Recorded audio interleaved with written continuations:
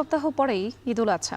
এর মধ্যে জমে উঠেছে দেশের পশুর হাটগুলো। এ নিয়ে আরও জানাতে জামালপুরের কেন্দ্রীয় কালীবাড়ি হাট থেকে যুক্ত হচ্ছেন জুয়েল রানা।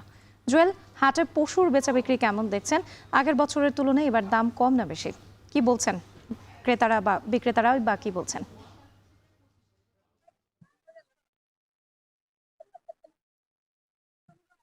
রাত্রি আর মাত্র এক সপ্তাহ বাকি, তাহলেই মুসলমানদের সবচেয়ে বড় উৎসব কোরবানির ঈদ। ইতিমধ্যেই বিভিন্ন হাটে কোরবানি পশু আসতে শুরু করছে, তবে জামালপুরে এখন পর্যন্ত কিন্তু কোরবানির হাট সেভাবে জমে ওঠেনি। তার কারণ হচ্ছে এখনো এক সপ্তাহ সময় বাকি আছে, অনেক আগেই গরু কেনা বেচার একটি জোর জামানা থাকে, তাই এখন পর্যন্ত ওইভাবে হাট জমে ওঠেনি। তার আরেকটি অন্যতম কারণ হচ্ছে এই মুহূর্তে জামালপুরে পুরোদমে বুড়ো ধান কাটা মৌসুম শুরু হয়েছে, পাশাপাশি বৃষ্টির একটি বাগড়া রয়েছে।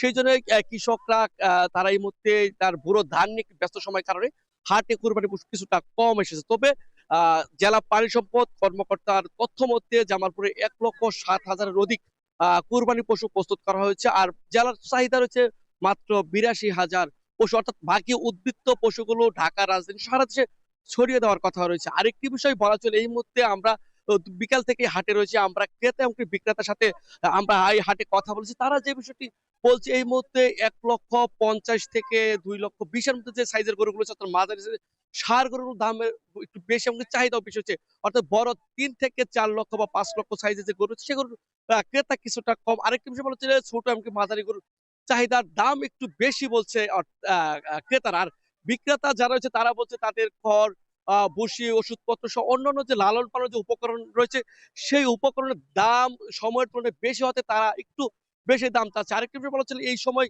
আসলে এই যে সকল প্রান্তিক পর্যায়ের একেবারে যারা গরু খামারি রয়েছে, গরু লালন পালনকারী কৃষক রয়েছে, তারা এই ঈদকে কেন্দ্র করে তাদের পশুগুলো লালন পালন করে থাকে বাড়তি 2 পয়সা আয়ের জন্য।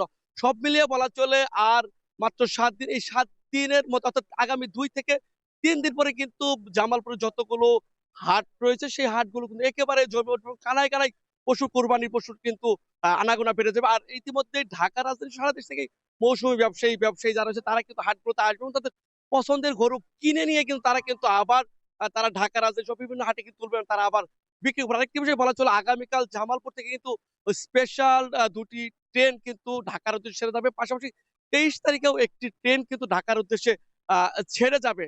বলা চলে যে এই যে প্রস্তুতি ইতিমধ্যে যে জামালপুরের যে প্রান্তিক পর্যায়ের কৃষক এবং খামারি তারা কিন্তু তাদের প্রস্তুতি শুরু করছে, তাদের গরু কিন্তু শেষ পর্যন্ত খামারে এমনকি বাড়িতে কিন্তু 2-3টি করে যে গরু লালন করে তারা কিন্তু তাদের প্রস্তুতি সম্পন্ন করছে, অর্থাৎ আগামীকাল থেকেই তারা কিন্তু ঢাকার উদ্দেশ্যে গরুগুলো বিভিন্ন ট্রেন বা ট্রাকে করে তারা কিন্তু ঢাকা, চট্টগ্রাম সহ বিভিন্ন জেলায় কিন্তু তারা পরিবহন করবে। সব মিলিয়ে বলা চলে এই মুহূর্তে যেহেতু ধান কাটার জন্য একটু স্লো রয়েছে বাজার, অর্থাৎ আগামী কয়েকদিনের মধ্যেই বাজার কিন্তু একেবারেই জমে উঠবে। এই ছিল আমার কাছে সবশেষ তথ্য।